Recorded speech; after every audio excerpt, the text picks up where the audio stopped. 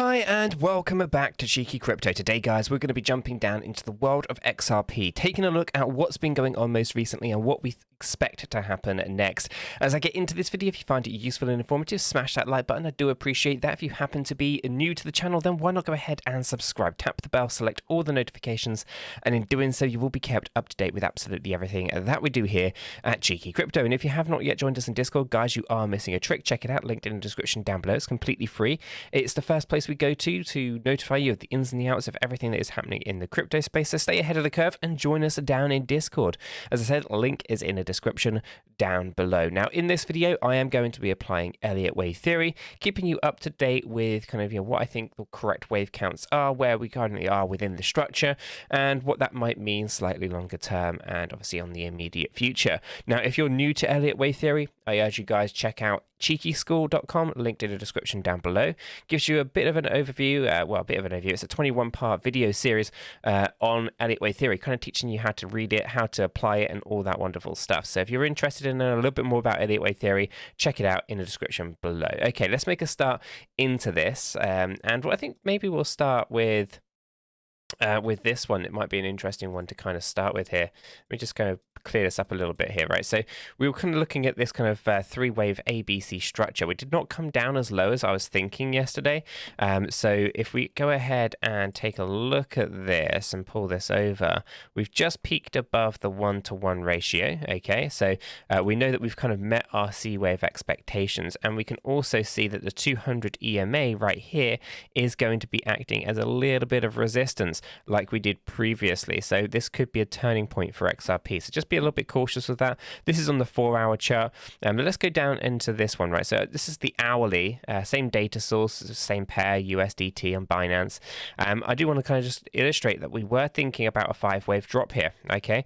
Now, if I go ahead and measure the distance on this, I just want to make sure I didn't miss anything. I do go ahead and just take this over to here.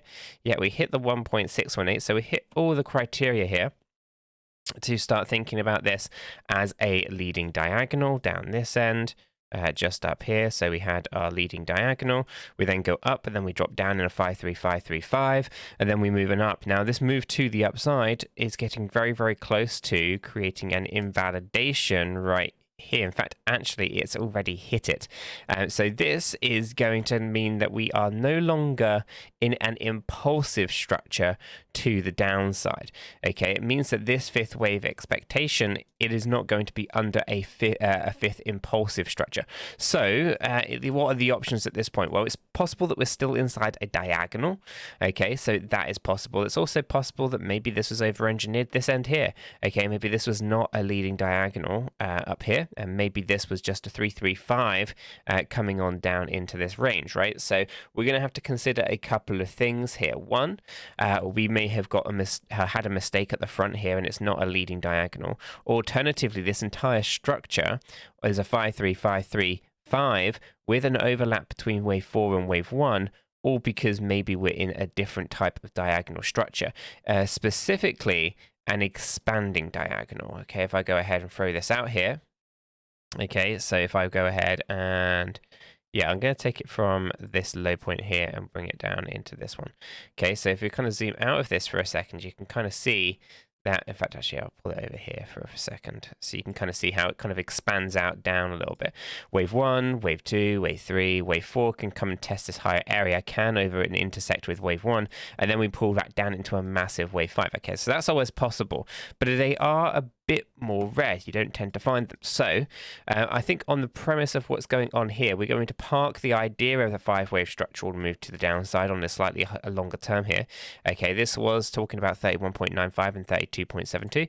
We're going to park that, and we're going to focus in on just this smaller wave count at the moment. Okay, so for that, I think we're going to jump over into our different charts. It's a little cleaner, right? So we have this one that's kind of got everything kind of going on, and we're just going to focus in on this little bit here, right? And I'm going to focus in specifically on our 1-hour chart here. So what I'll do is I'm going to clear out a couple of things because I don't really need these ones anymore. Okay, this was also a 4-hour chart, so I'm going to go ahead and move the visibility of this over onto the 4-hour. I don't need to see that, and I will remove that as well. So we'll go ahead and get rid of some of these. And even this one on to the most part is actually just a 4-hour chart, so I'll go ahead with that. So here we can see that we hit the invalidation. I was expecting this to come down just a fraction lower here, right? I was looking at getting rejected from our hourly 200 EMA. As you can kind of see here, we're kind of using it. Once we broke through it, we had this really good run to the upside. Moving on to the downside is what I was expecting. Obviously, this here was our local low, meaning that all of this here can now start to rally on up. So I will go ahead and I will remove this one off the chart here, and I'll get rid of that label. I'll leave the labels on here for a little bit longer. So looking at this, if we go ahead and pull this down, okay, we'll start thinking, okay, well, how high is this thing going to go? Well, we just pierced obviously above that 1-to-1, and we are looking at maybe pushing up towards our 1.236. Now, obviously here we're going to be fighting against all of these resistances just up here. What is this one? Let me check. This is the daily. So let's go into that daily for a second. And yeah, so it looks like it's piercing up here on this daily one as well. I'm going to turn that off because I just don't think it's worth having that on for a second. So let me come over to here and find it. I'm just going to pause that because I don't need that one on. Okay. So it looks like we may be pushing a little bit higher here. Obviously, our expectations were 5. So let's come back down into our 4-hour chart here for a second. Okay. So what we want to do is we want to ascertain, where are we on this kind of movement, and are we likely to get rejected from here? So if I bring up the stochastic RSIs, what do we see? Well, we see downward momentum on the 4-hour and definitely on the 8-hour. But what about that 1-hour chart? The 1-hour chart has progression to the upside, so we might actually go up a little bit further before we get rejected, which is going to be super interesting. I'm just going to focus in on this 4-hour chart for a second here, because what I want to do is I want to find the area where we are going to find the resistance, and I do think it is right in here. Okay, so this range is going to be 37.07 and 37.77. Okay, and you can see that this is an area where every time that we went down into it, we kind of bounced out, right? So price came down, lots of buying pressure pushes the price back up. Coming back down, lots of buying pressure pushes the price back up, and again over here pushes the price up. And then when we come down for the 4th time, we kind of hover around for just a fraction too long, we lose it completely.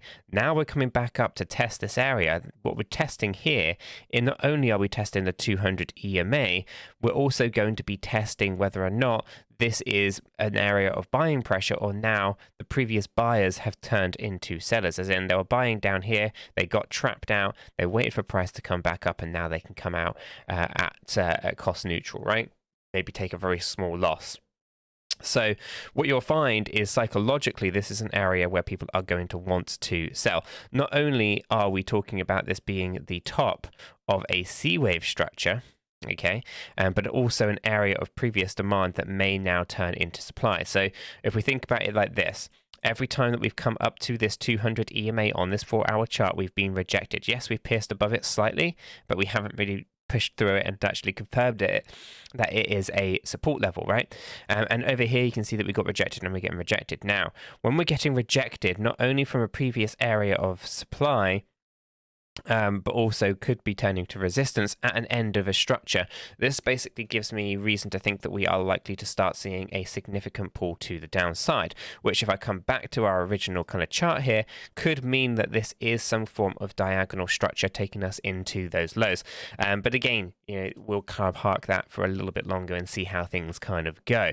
So ultimately, it looks like XRP is getting ready for a bit of a reversal. It might peak up to the higher range on this, about 37.7 possibly, but I'm not expecting it to stay above the 200 4-hour EMA anytime soon. I do think that this 200 EMA on the 4-hour chart is going to be our resistance, and our previous area of demand has turned into supply. Not only are we at the end of a C wave structure, but everything else seems to be lining up quite nicely for a bit of a pull to the downside. So my expectations here with XRP are that we are to move on down, and we're to move down reasonably significantly. I would expect to go down and break the local low, and I would expect us to kind of move down in towards our ranges around the 32 cent. Now, a lot of this, if I come back to our previous chart and come up to our daily here, we still have reasonable expectations to think that the price is likely to come on down significantly further. Okay, if we actually zoom out of this just for a second here, you can kind of see that we have our trend line coming on down here. Every time we've tested this, we have been rejected once, twice, 4 times already. I don't think we're going to break that anytime soon. So on our daily chart, we are still looking at moving on down, and we are looking for cheaper prices here when it comes to XRP. So patience is definitely going to be key. XRP is one of those assets that really does catch a lot of people out, lots of FOMO around it, and lots of people just kind of really piling in because, you know, dates circulate the internet, for example. Just be really cautious. I'm not expecting any major moves to the upside just yet, and I'm definitely not expecting closure to the Ripple SEC case anytime soon. I would expect it Q1, possibly Q2, but I don't think it's going to be January and all that wonderful stuff. So I'm going to leave this video right there. If you have found it useful and informative, smash that like button. I do appreciate that. If you're new to the channel, then why not go ahead and subscribe? And as I said before, guys, join us down in Discord. Link in the description below, guys. Until the next one, have a fantastic day.